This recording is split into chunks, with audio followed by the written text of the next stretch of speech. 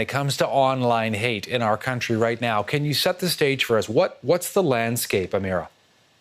I think your viewers would be very surprised, Todd, to realize that Canada is actually one of the worst exporters of online hate in the world. There was a report done actually last June by the Institute of Strategic Dialogue that found over 6,500 online blogs, pages, groups promoting hate that is not only disseminated right here at home, but spreading around the world.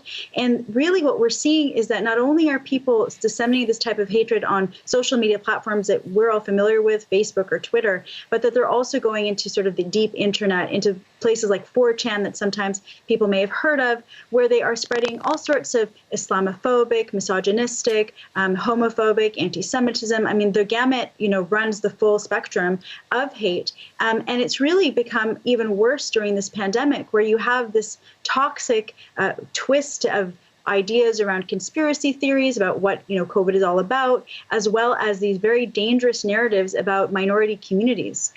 I'm also curious, Amira, frankly, what you think the federal government can do, needs to do here when they talk about more measures.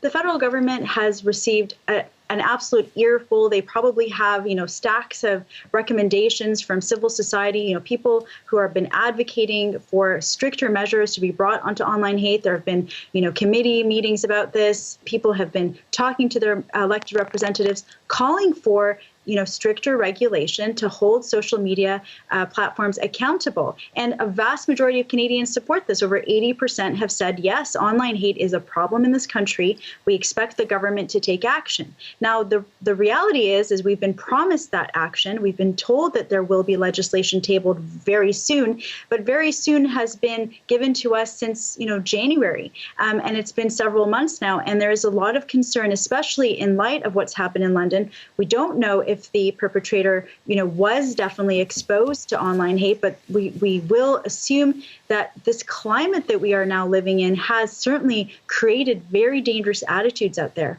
Yeah, well said. The other thing I think it's important to say about this is that, when we're looking at, who's monitoring these groups, I mean, it does involve plain old manpower, Amira, to watch over this and be able to keep track of it. Are you at all confident that there's enough of that going on? Well, it's interesting you raise that point, Todd. I'll give you one example. There was a horrific stabbing of a Muslim caretaker at a mosque in Toronto last fall that you may remember. And when the Toronto police reported on that crime, they said that the accused had no links to hate groups, that there was nothing, there was no bias necessarily. There's no hate motivation there. In fact, it was a Canadian Anti-Hate Network, of which I'm a board member, that looked into the accused's profile online and was very quickly able to discover that he did indeed follow groups that had links with, neo-Nazi, satanic, hateful ideology. And so even our law enforcement agencies are not well equipped to do this. The social media platforms are certainly not equipped. And so when we are making those recommendations to the government, these recommendations are quite deep. We're talking about an online regulator. We're talking about making sure that these platforms are reporting back to us what kind of activity is happening, and certainly looking at complicated things like their algorithms in terms of seeing how are these posts promoted or not promoted, what is happening, because at the end of the day, social media platforms are commercial entities, and it is up to us, as citizens, to demand that they be regulated.